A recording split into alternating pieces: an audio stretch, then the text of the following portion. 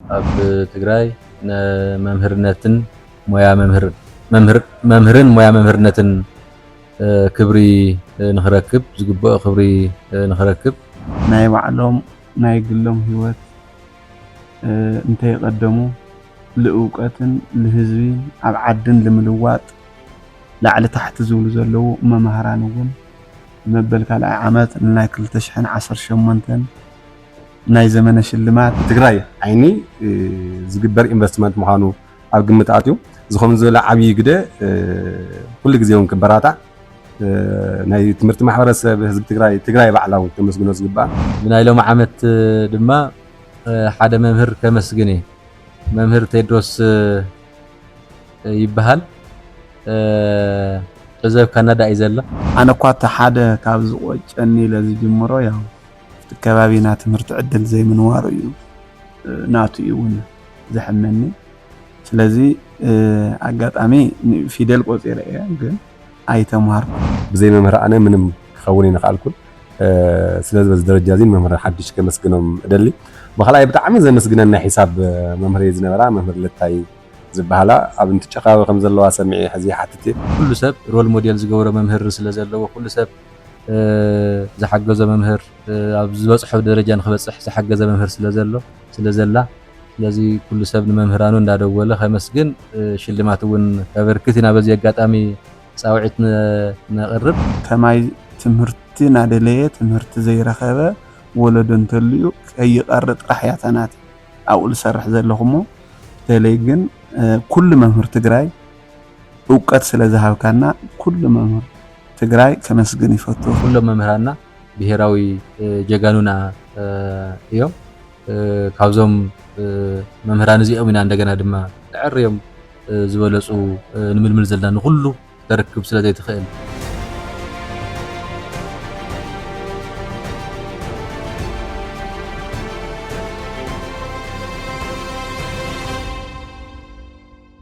ከምቲ ኩላኹም ትዝክርዎ ዓሚ ኣብ 2017 ዘመነ ትምህርቲ ብሉፃት መምህራን ዘርኡ ብዝብል ሽልማት ኣካይድና ነርና ኢና እቲ ሽልማት በብዓመቱ ከም ዝካየድ እውን ናብ ትሽዑ ዝሃብናዮ መግለፂ ገሊፅና ኢና እዚ ሽልማት እዚ መምህራን ኩሉ ዓይነት ፀገም ፀይሮም ዝሰርሑ ዘለው መምህራን እሞ ድማ ፀብለልታ ዘርኢ ዘለው መምህራን እሞ ድማ ብሉፅ ውፅኢት ዘምፅኡ ዘለው መምህራን ብምሽላም ኣቢልካ ኣብ ትግራይ መምህርነትን መምህርን ሞያ መምህርነትን ክብሪ ንኽረክብ ዝግበኦ ክብሪ ንኽረክብ መምህራን እውን በቲ ዝግበረሎም ዘሎ ምስጋና ናይ ኣፍልጦ ናይ ሽልማት እውን ዝበለፀ ስራሕ ንኸላዓሎም ዝዓለመ ሽልማት ኢና ነካይድና ዓሚ ሎሚ ዓመት እውን ናሃቱ መቐፀልታ ዝኾነ ሽልማት ክካየድ እዩ እዚ ሽልማት ንምክያድ ዝተፈላለዩ ስራሕቲ እውን እንዳተሰርሑ ፀኒሖም እዮም ኣብ ዝሓለፈ 2-3 ኣዋርሕ መወዳደሪ ነጥብታት ተፈልዮም ናብ ወረዳታት ከምኡ ኣቢሉ እውን ናብ ኣብያተ ትምህርቲ ወሪዶም እዮም ካብ ኣብያተ ትምህርቲ ጀሚሩ እስካዕ ክልል ነዚ ስራሕ እዚ ቴክኒካል ስራሕቲ እዚ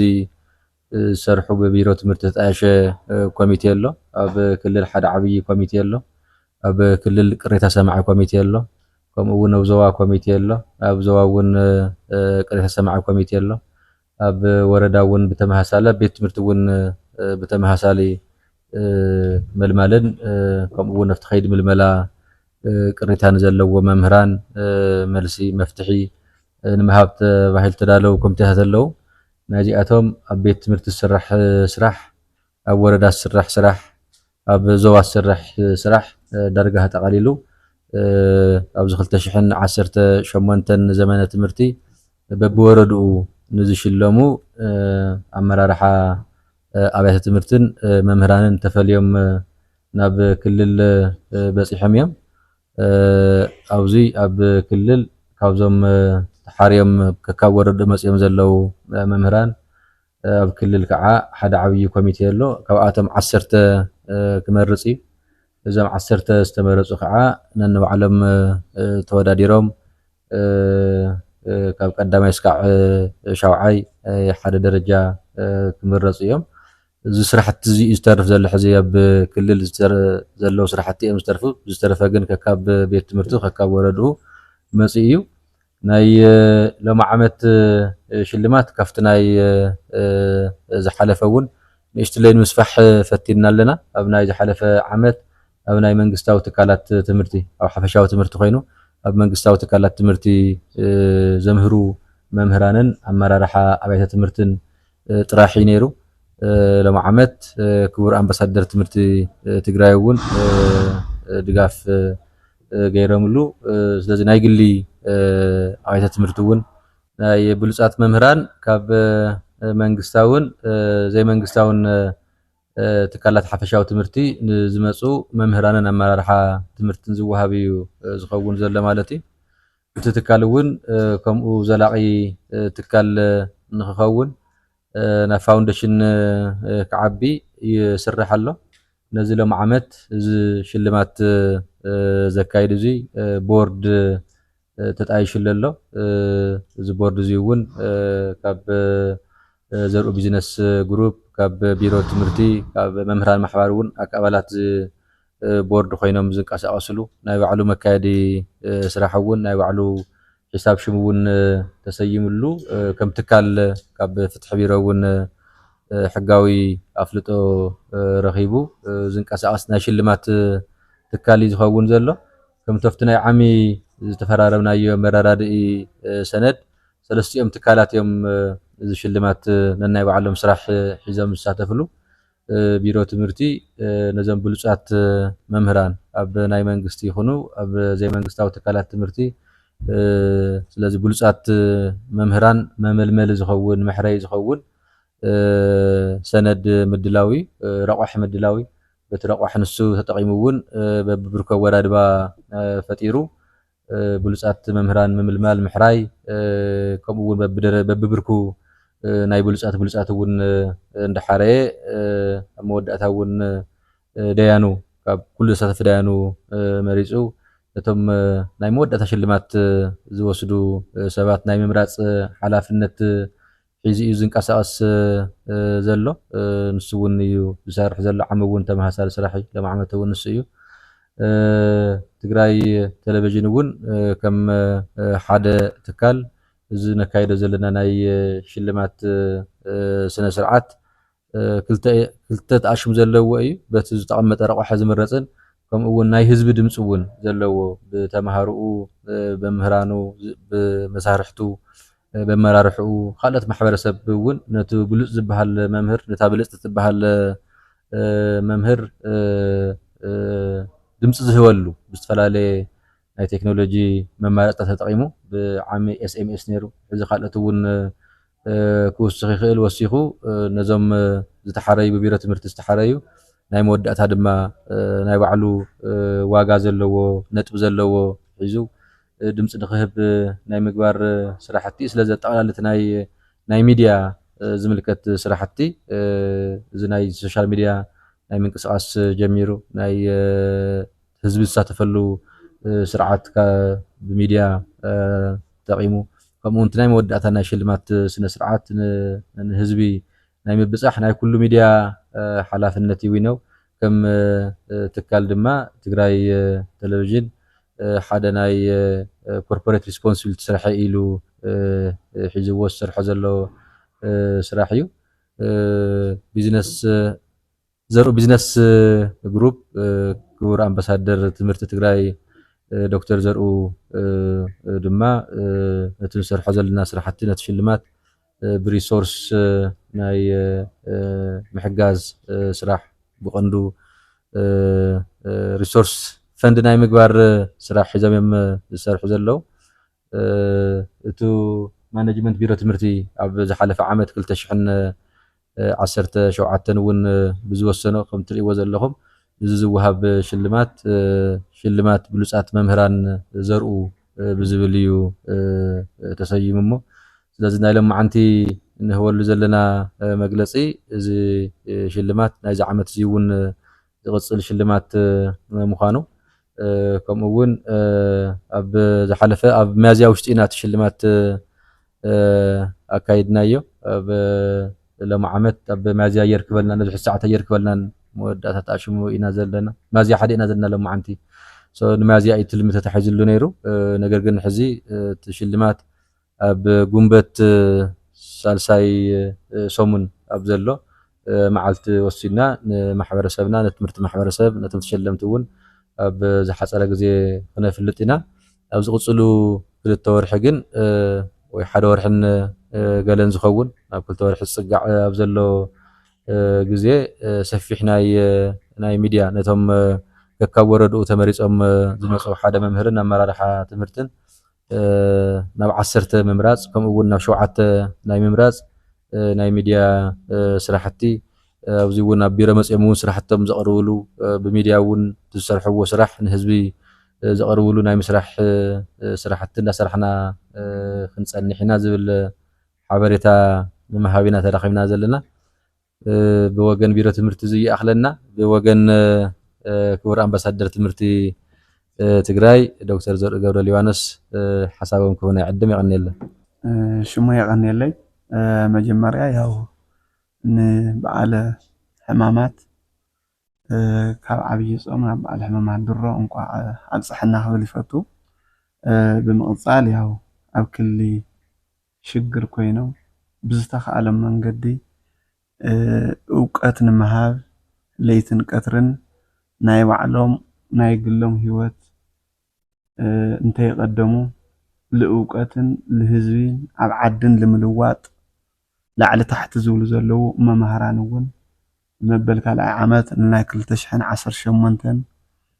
ናይ ዘመነ ሽልማት ንምውድዳር እንኳዕ ኣብፅሕኩም ክብል ይፈቱ ካብኡ ብምቕፃል እንታይ እዩ ኣብ ናይ ማንም ይኹን ከምቶም መምህራንና እውቀት ልህቡ ዘለው ሓደ ወዲ ሰብ ህይወት ክፈጥሮ ከሎ ፈጣሪ እዩ ነብሰ ስጋ ክህቦ ዝኽእል ከዓ ወላዲ እዩ ኣብ ህይወቱ እውቀትና ብርሃን ክህቦ ዝኽእል ከዓ መምህር እዩ ስለዚ ኩሉ ሰብ ናይዞም መምህራንና ናይ እውቀትና ምንጭ ዝኾኑ መምህራን ልምስትዋስ ለኣክል ወይ ከዓ ሞራል ንምሃብ ንምብርታዕ ልዚ ዓብይ ግደ ልወሰደ ትምህርቲ ቢሮ ክልል ትግራይ እዩ ስለዚ ቢሮ ትምህርቲ ክልል ትግራይ ዝዓበየ ድጋፍን ዝዓበየ ዝተዋፅኦን ብዘይ ምንም ዕንቅፋት ብዘይ ምንም ሰጋእ መጋእ ዘይብሉ ልቅድሚት መፅዩ ካብ ኩሉ ስራሕቲ ልቅድሚት መፅዩ ልክትንባራታዕን ልትስራሕ ኣፕሪሼት ገይሩ ያው ላውዚ ስለለምፅኦ ላውዚ ከምዚ ዓይነት ዝግጅትን ዕድል ስለለኸፈተልና ኣዚና ክልል ትምህርቲ ቢሮ ክተመስግኑ ለይፈቱ ካብኡ ብምቕፃል ትግራይ ቴሌቪዥን እውን ከም ድርጅት ይኹን ከም ትግራይ ቴሌቪዥን ዋላ ዓብይ ሓላፍነት ናይ ህዝቢ ይኹን ብዘይ ምንም ኣገልግሎት ላዕሊ ታሕቲ እናበሉ ብዘይ ምንም ክፍያ ከምቲ ድርጅት እውን ኣብ ናይ እውቀት ደረጃ ናይ ኩልና እዩ ብዝብል ኩሉ ሰራሕተኛ እውን ልዙ ስራሕ ናይ መምህራን ኣብ ጎንና ኮይኑ ቅድሚት ሂቡ ሰሪዑ ስለዝሰርሐ እውን ያው ደጊመ ከመስግን ይደሊ ስለዚ ህዝቢ ትግራይ እውን ኩሉ ዘሎ ኣብ በረኻ ዘሎ ኣብ ደገ ዘሎ ዲያስፖራ ይኹን ኣብ ውሽጢ ዘሎ ነጋዳይ ኩሉ መንግስቲ ኣካል እውን እዚ ናይ ትምህርቲ ሽልማት ናይ መምህራን ብሉፃት መምህራን ዝብል ኩሉ ናተይ ኣካል ኢሉ ወሲዱ ኩሉ ዜጋ ደሞ ለመምህሩ ከስታውስ መጀመርያ ህይወት ልህብ መምህር ስለዝኾነ ብርሃን ዝህብ መምህር ስለዝኾነ ኩሉ ብዙ ድርጅት እዚ ዋላ ዘይተሓቆፈ ኣብ ዝኽእሎ ግን ለመምህሩ ከስታውስን ለመምህሩ ክዝክርን ኣብ እውቀት መሰረት ጌርና ልክንሰርሕን ከዓ ናይ ኩሉ ህዝብን ናይ ኩሉ ማሕበረሰብን ድጋፍ የድልየና ስለዚ ከም ዜድጂ ቢዝነስ ግሩፕ ዞርኡ ቲቸርስ ዞርኡ ቤስት ቲቸርስ ኣዋርድ ዝብል ኢና ሒዝና ነና ቀፃሊ እውን ላብዛ ዓበየ ክነስፍሖ ላብዛ ዓበየ ልሕሰ ኢንስቲትዩሽን ክንፈጥር ስለዚ ናይ ኩሉ ህዝብን ናይ ኩሉ ኣመራርሓን ግደ እዩ እሞ ድጋፍኩም ይፈለየና ሙሉእ ድጋፍ ጌርና ደሞ ለህዝብና ለመምህርና ላብ ልሕሸ ሞራል ኮይኖም ናይ እውቀት ምርምር ናይ ፍልጠት ማእኸል ዝኾነት ዓዲ ልኽነብፅሓ ስለዚህ ናይ ኩልና አስተዋጽኦ የድሊ እሞ ኩልና ውዚ ኢደ ኢድ ካይልና ለመምሃርና ነስታውስ መምሃርና ነባራትዕ ንሕና እውን ቀጻል ብንኽእሎ ናይ መምህርና ቀጻል ግዜ ላብ ዝሐሸ ጀሚርና ኣለና ሕዝም ቀጸልቲ ናዕበና ይኽንከዲና በተለይ ድጋፍ ትገብሩልና ኣለኹም ኣካላት ከዓ ኣዝያ ከመስግን ይደሊ ጽቡቕ ናይ ሽልማት ዘመን ክኾነልና ኣፍትላው ጽቡቕ ደረጃ ንኽነውጽሖ ይምነ የቀኒየለ እዚ ፕሮግራም እዚ ያው ንኻልኣይ ዓመቱ ዝካየድ ዘሎ ሰናይ ተግባር እዩ ያው ከም ዝፍለጥ ትግራይ ናብ ቅድሚት ተምፅያ ክሽልሞምን ክተመስግኖምን ካብ ዘለዎም ዘፈራት ኣብ ቅድሚት ዝስራዕ ብቁፅሪ ሓደ እውን ክፅራሕ ዝኽእል ሞያ መምህርነት እዩ መምህራን እዮም ትግራይ ነዚኣቶም ኩሉ ግዜ እንዳኽበረቶም ሓፍ እንዳበለቶም ልዕሊ እንዳበለቶም ክትከይድ ይግባእ ምክንያቱ ፅባሕ ዝወፅእ ሕላውን ንሳቶም ስለ ዝኾኑ ናሃታ ዓጫ ዝውስኑ ንሳቶም ስለ ዝኾኑ እንተኾነ ግን ሕዚ ትግራይ እዚ ትገብር ዝኽእል ዓቕሚ የብላ እዚ ንምግባር ዝኽእል ባይታ የብላን ከምኡ ዝበለ ዓቕሚ ኣብ ዝሰኣነትሉን ከምኡ ዝበለ ምግባር ክትገብር ኣብ ዘይከኣለትሉን ግዜ ክንዲ ትግራይ ኮይኖም ንኩሎም እቶም ናይ ትግራይ ሕቶታቱን ተሸኪሞም ትግራይ ክትሽልሞም ዝግባኣ ትግራይ ኣፍልጦ ክትቦም ዝግባኣ መምህራና ክንዲ ትግራይ ኮይነ ኣነ ፍልጦ ክቦም እየ ኣነ ክሽልሞም እየ ነቲ ዝገብርዎ ዘለዉ ፃዕሪ እውን ክንዲ ትግራይ ኮይነ ዋላ ሙሉእ ኣይኹን ግን ዘለኒ ንዓቶም ከብርክት ኢሎም ንትግራይ ወኪሎም ንመምህራንና ሽልማት ዝህቡ ዘለዉ ናይ ክብሪ ዶክተር ዘርኡ ገብረ ሊባኖስ ዝለዓለ ክብሪ ኣለና ከም ትካል እውን ከም ውልቀውን ክነመስግኖም ይግበአና ያው ትግራይ ድሕሪ ግዜ ከዓ ተመስግኖም ትኸውን ሕዚ ዘለዋ ፀበባ ሕዚ ዘለዋ መከራ ወፅያ ኣብቲ ፅቡቅ ግዜ ኣብቲ ርህው ግዜ ኣብቲ ተሓቶ ዘላ ሓቶ እንትምለሰላ እንከሎ ከዓ ብግዲኣ ትግራይ ነዚ ከምዚ ዝበለ ኣብ መፃበቢ ግዜ ዝበፅሑላ ኣብ መፃበቢ ግዜ ክንደኣ ኮይኖም ንደቃ ዝሓብሐቡላ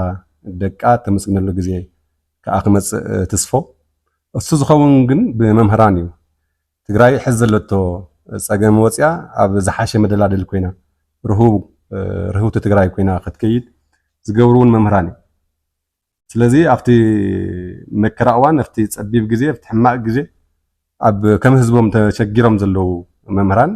ብዝሓሸ መርአይ መነፅር መጻኢ ትግራይ እውን ኣጉልሆም ከሪኡና ዝኽእሉ ሰብ ሞያውን ስለ ዝኾኑ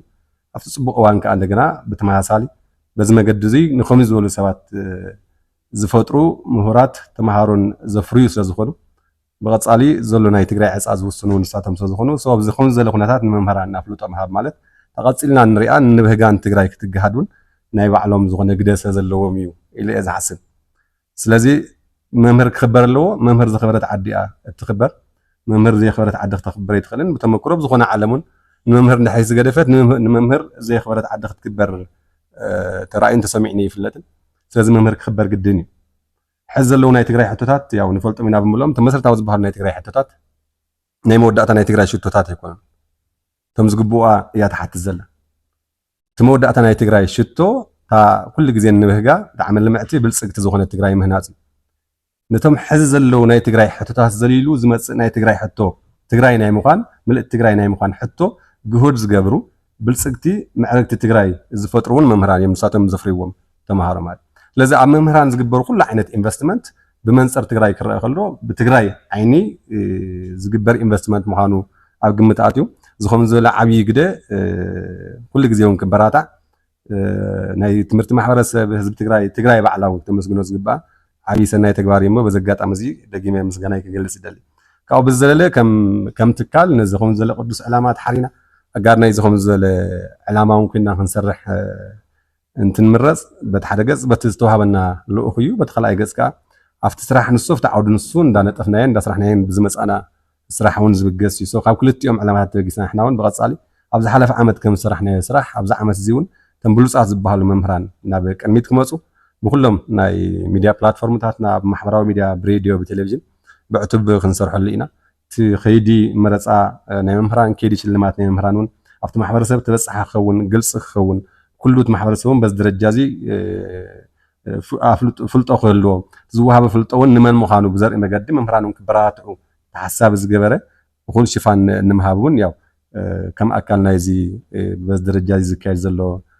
ስርዓት ሽልማት ከም ሰብ ዋና እውን ኮይና ልኡኽና ክንፍፅም ድልዋት ኢና ሕዚ እውን ደጊመ ንመላእ ናይ ትምህርቲ ማሕበረሰብ ብፍላይ ከዓ በዚ ደረጃ እዚ ናብ ኣፍልጦ ዝመፁ ዘለዎ መምህራን እንኳዕ ደስ በለኩም ክብል ይደሊ ብተመሳሳሊ ንቢሮ ትምህርቲ እውን ክቡር ዶክተር ዘርኡ ገብረልማንስ እውን ሰናይ ተግባር እዚ ሒዞም ንቅድሚት ይኸዱ ስለ ዘለዉ ክኮርዑ ይግባእ ክብረት ይሃብለይ ክቡር ኣምባሳደር ትምህርቲ ትግራይ ክቡር ዶክተር ዘርኡ ገብረልማንስ ምናልባት ተኣሽሙ ኮይንዎም ኣይኮነን ትርፊ ሃልይዎም ሕልፊ ሃልይዎም ብትርፍነት ስለ ዝሃፍተሙ ከይኮነስ ሕሊፎም ኣብሊፆም ትግራይ ስለ ዝፈቱ እንደ ትግራይ ከዓ ትልወጠሉ መንገዲ በትምህርቲ ብፍልጠት ብቴክኖሎጂ ኢሎም ስለ ዝኣምኑ እዮም ኣብ ትምህርቲ ብዙሕ ኢንቨስት ዝገብሩ ዘለው ኣብ ቤት ትምህርቲ ምስራሕ ቤት ትምህርቲ ምፅጋን ስኩል ናይ ተምሃሮ ምግብና ናይ ተምሃሮ ናይ ትምህርቲ ናውቲ መሃብ ጀሚሩ ሕዚ ከዓ በዚ ንኻልኣይ ዓመቱ ሽልማት የካይዱ ኣለዉ እሞ ስለዚ በዚ ኣጋጣሚ ኣምባሳደር ትምህርቲ ትግራይ ክቡር ዶክተር ዘርኡ ገብረልማንስ ብሹም ህፃናት ትግራይ ብሹም መምህራን ትግራይ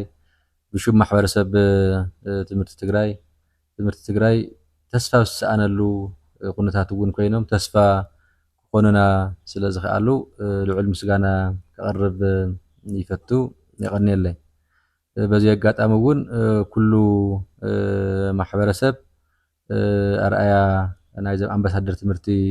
ተኸቲሉ ኣብ ትምህርቲ ሰፊሕ ስራሕቲ ንክሰርሕ ኢና በዚ ኣጋጣሚ ፃውዒት ንቐርብ ብፍላይ ናይ መምህራን ሽልማት ግን እቶም ከካብ ወረድኡ ሓደ ክልተ ተባሂሎም በዚ ፕሮግራም እዚ ዝሽለሙ ጥራሕ ኣይኮንና ንርኢ ኣብታ መወዳእታ ናይ ሽልማት መዓልቲ ሽልማት ዝወስዱ ጥራሕ ኣይኮነን ኩሉ ማሕበረሰብ ይሕማቕ ይፀብቕ ዝበዝሕ ብትምህርቲ ቤት ዝሓለፈ እዩ ብትምህርቲ ቤት ሓሊፉ እንተስ PhD ይብፃሕ ማስተርስ ይብፃሕ ዲግሪ ይብፃሕ 12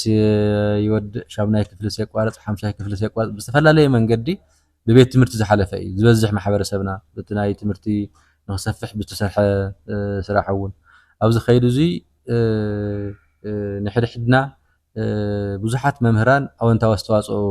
ገይሮም እዮም ነቲ ሕዚ ዘለናሉ ሕድሕድና ዘለናሉ ሂወት ናይ ሕድሕድ መምህራን ኣስተዋፅኦ ተደሚሩ እዩ ናብዚ በፂሑ ዘሎ እሞ ስለዚ ሽልማት እዚ ከም ማሕበረሰብ ንመምህራንና እውን ናይ ምስጋና መዓልቲ ክኸውን ናይ ምስጋና ወርሒ ክኸውን ኢና ትፅቢት ንገብረሉ ኣብ ዝሓለፈ ዓመት ፅቡቃት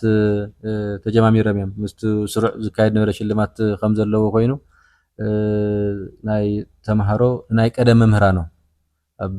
ዲያስፖራ ሲሃሉ ኣብ መቐለ ሲሃሉ ኣዲስ ኣበባ ሲሃሉ ኣብ ዘለዎ ሃልዮም ንመምህራኖም እንዳደወሉ ምስጋና ዝገለፅሉ ሳላብ 5ይ ክፍሊ ከምዚ ጌርካ ዘምሃርካኒ ኢኻ ትምህርተይ ቀፂለ ከምዚ ገይረ ጎበዝ ኮይነ ሳላብ 7ይ ክፍሊ ከምዚ ጌርካ ዘማዓድካኒ ኢኻ ከምዚ ኮይነ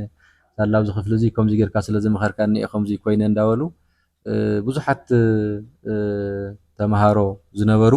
ሕዚ ዝተፈላለየ ናይ ስራሕ ዓለም ዘለው ንመምህራኖም እንዳደወሉ ዘመስገንሉ ናይ ባዕሎም ሽልማት ኣዳልዮም እውን ዘበርከትሉ ብኣካል እውን ከይዶም ናብ ገዝኦም ናብ ቤት ትምህርቶም እውን ከይዶም ዘመስገንሉ ብዙሓት ልምድታት ርኢና ኢና ኣብ ዝሓለፈ ዓመት ሎም ዓመት እውን ካብ ሎም መዓንቲ ጀሚሩ ተምሃሮ ንመምህራኖም ዘመስግንሉ እዩ ዝኸውን ማለት እዩ ዘመስግንሉ ኣብዚ ሃለው ሃልዮም እውን እንተስ ብስልኪ ድዩ እንተስ ብኣካል ድዩ እንተስ መልእኽቲ ብመፅሓፍ ድዩ ደብዳቤ ብመፅሓፍ ድዩ ሓገዛት እውን ዝተፈላለየ ዓይነት ብሽልማት መልክዕ ማለት እዩ ብሽልማት መልክዕ ንኸበርክቱ ኢና በዚ ኣጋጣሚ ፃውዒት ንቐርብ ኣነ እውን ተምሃራይ ኮይነ ሓሊፈ ዓሚ ኣብ ዝነበረ ናይ መምህራን ሽልማት ብጣዕሚ ወዲ ሓረስታይ ካብ ሓረስታይ ቀፂለ ዝረኣኽዎ ሰብ መምህር እዩ ቅድሚ ሓረስታይ ዘን ቀፂለ መምህር የርአ ዘን ትምህርተይ ብኣግባቡ ንክከታተል ካብ ዝገበረኒ ሰባት መምህር ፀዊዐ ዓመ መስኪነ ነይረ መምህር እንኳየሽ ትበሃል ዘምሃረትኒ ብዙሕ ነገር ዘመዓደትኒ ዓሚ ኣመስጊነ እየ ሎሚ እውን ወሲኸ የመስግን ብናይ ሎሚ ዓመት ድማ ሓደ መምህር ከመስግን እየ መምህር ቴድሮስ ይበሃል ሕዚ ኣብ ካናዳ እዩ ዘሎ ሕዚ ኣብ ካናዳ እዩ ዘሎ ሻውዓይን ሻምናይን መምህርና ነይሮም ኣብ ሻምናይ ክፍሊ ብሄራዊ ፈተና እንትንፍተን ኣብቲ ከባቢና መብራህቲ ኣይነበረን ኣብ ቤት ትምህርትና ግን ሶላር ነይሩ ስለዚ ተማሃሮ እንዳንበብና ክነምሺ ምእንትን እቲ ሶላር ይኸፍቱልና እስካብ ለይቲ ሰዓት 8 ኣብ ቤት ትምህርቲ ነምሲ ሸዓ 7 8 እስካብ ካብ ዘሎ ነምስ ቤት ትምህርቲ ምሳና የምስዩ ንሰሙ እንዳነው የምስዩ ታው ንኹልሃና ገገዛና ውፅሖምና ንገዝኦም ይኸዱ ነይሮም ቶም መምህር ስለዚ ኣብዙ መበል ንኻልኣይ ዙር ዝካየድ ዘሎ ናይ መምህራን ሽልማት ዓብይ ትርጉም ዓብይ ኮሚትመንት ንተማሃራይካ ምንባር ስካዕ ምንታይ ከም ዝኾነ ንተማሃራይካ ምሕጋዝ ስካዕ ምንታይ ዝኸይድ ምዃኑ ለይቲ ምሳኻ ኮፍ ኢሉ ዝሓድር መምህር እዮም ነይሮም እሞ ስለዚ በዚ ኣጋጣሚ በዚ መበል ንኻልኣይ ዙር ዝካየድ ዘሎ ሽልማት ንዕኦም ከመስግን ይፈቱ ስለዚ ኩሉ ሰብ እውን ካብዚ ዕለት እዚ ጀሚሩ ብሚድያ ትግራይ ቴሌቪዥን እውን ኮሚሽታት ከመቻቸው እዮም ኩሉ ሰብ ሮል ሞዴል ዝገብሮ መምህር ስለ ዘለዎ ኩሉ ሰብ ዝሓገዘ መምህር ኣብ ዝበፅሖ ደረጃ ንክበፅሕ ዝሓገዘ መምህር ስለ ዘላ ስለዚ ኩሉ ሰብ ንመምህራኑ እንዳደወለ ከመስግን ሽልማት እውን ከበርክት ኢና በዚ ኣጋጣሚ ፃውዒት ነቕርብ መምህራንና ኣብዚ ሎማ ዓመት ነካይዶ ዘለና ሽልማት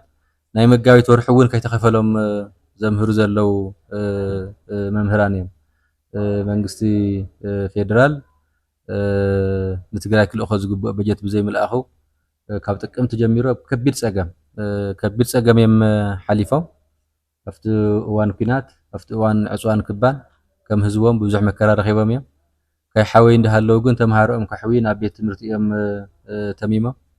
ኣብ ቤት ትምህርቲ እንዳምሃሩ እንዳሃለው ነቲ ዘምህርዎ ዘለው ትምህርቲ ዝሰርሕዎ ዘለው ስራሕ እውን መሃያ ምኽፋል የተኻኣለን በብግዚኡ ሕዚ ሚያዝያ ሓደ እዩ መብዛሕትኡ መምህር ናይ መጋቢት ወርሒ ኣይተኸፈለን ክንዲ ዝኣክል እዮም መስዋእቲ እንዳኸፈሉ ዘምህሩ ዘለው እሞ ኣብ ክሊ ፀገም ኮንካ እውን ብሉፃት መምህራን ከም ዘለው ከዓ መርአይ ኣብ ኩሉ ዓይነት ፀገም ኩሉ ዓይነት ችግር ኮንካ ከዓ ንሽልማት ክበቅዕ ዝኽእል ስራሕ ዝሰርሑ ናይ ተማሃሮኦም ሂወት ንኽልውጡ ናይ ተማሃሮኦም ናይ ህንፀት ወለዶ ብድምር ዋና ስራሕ እዩ ኢሎም ኣካልቲ ብሄራዊ ተጋድሎ ኣካልቲ ብሄራዊ ቃልሲ መምህርነት ከምኡ ገይሮም ወሲዶም ህንፀት ወለዶ ኣካልቲ ብሄራዊ ተጋድሎ እዩ ኣካል ናይ ትግራይ ዕላማታት ንኽሳኻዕ ዝግበር ቃልሲ ኢሎም ወሲዶም ስለዚ ከም መምህር ጥራሕ ከይኮነስ ከም ሓደ ብሄራዊ ተጋዳላይ ከም ሓደ ብሄራዊ ተቃላሳይ ኮይኖም ዝሰርሑ ዘለው ኩሎም መምህራንና ብሄራዊ ጀጋኑና እዮም ካብዞም መምህራን እዚኦም ኢና እንደገና ድማ ልዕርዮም ዝበለፁ ንምልምል ዘለና ንኩሉ ክተረክብ ስለዘይትኽእል ግን ማሕበረሰብና ግን ንኩሉ ከረክብ ስለዝኽእል ንኩሉ ስለዝኽእለሉ ንኩሉ መምህር ከመስግን ኢና በዚ ኣጋጣሚ ፃውዒትና ነቐርብ እቲ ሽልማት ካብ ኩሉ ወረዳታት ትግራይ 93 መምህራን ኣለው ካብ ግሊ ድማ 2 መምህራን ኣለው ብድምር 95 መምህራን እዮም ዝሽለሙ ብመምህራን ኣመራርሓ ትምህርቲ እውን ክካብ ወረድኡ ከምኡ ሓደ ሓደ ይወፁ ካብ ናይ ግሊ ወይ ዘይመንግስታዊ ትካላት ትምህርቲ ድማ ከምኡ 2 ኣመራርሓ ቤት ትምህርቲ ይመፁ 95 ክድመር 95 ምድማሪ ኣብኡ ብዝተፈላለየ መንገዲ ተኣሽሙ ዝበለ ርእሰ ትምህርቲ ሃልዩ ያው ዝቁፅር ዳሕራይ ይፋ ንገብሮ ይኸውን ማለት መምህራን የመስግነን ሙዳእ ብጣዕሚ ሽገር ግን ከዓ ያው በብዓመቱ እናፅናሕክዎም ስለዝኸይድ ክልተ ዝፍቀድ ኮይኑ ሎማዓንቲ ክልተ ከመስግን እየ ናተይ ናይ ትምህርቲ ህንፀት ካብ ኤሌመንተሪ እዩ ዝጅምር ካብ ኤሌመንተሪ ከዓ ካብ 4ይ ክፍሊ ይጅምር ካብ 4ይ ክፍሊ ጀሚሮም ብጣዕሚ ሃኒፆም ፅቡቅ ናይ ደረጃ ተምሃራይ እውን ክኸውን ዝገበሩኒ ሕዘበይ ከም ዘለው ኣይፈልጦም ብርግፅ ቁፅሪ ሓደ ዝፅውዖም መምህር ሓድሽ ዝበሃሉ ኣብቲ ግዜ ንሱ ናይ ትግርኛ መምህር ዝነበሩ ግን ትግርኛ ከዓ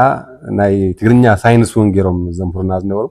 ኣብኡ ዝነበረ ወለዶ ብፍሉይ ኮሚትመንት ብፍሉይ ፃዕሪ ንጉሆን ቀትርን እንዳሉ ከምሁሩና ልዕልቲ ዘምህሩና ከዓ ዝህቡና ዝነበሩ ምኽርን ሓሳብን ሕዝን ዘለናዮ ግዜ ሽዑ ብርሑቕ ኣሚቶምስ ናይ ሽዑ ዝነበረ ዝንባሌታትና እውን እንዳርአዩ እንታይ ክንከውን ከም ዘለና ከመይ ክንከይድ ከም ዘለና ዝመኽሩና ዝነበሩ ሕዝን ዘለናዮ ብርኪ እውን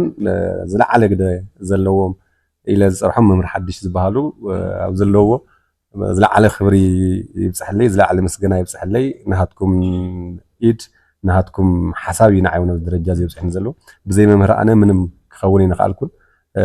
ስለዚ በዚ ደረጃ እዚ መምህር ሓድሽ ከመስግኖም እደሊ ብኻልኣይ ብጣዕሚ ዘመስግነና ሒሳብ መምህር ዝነበራ መምህር ለታይ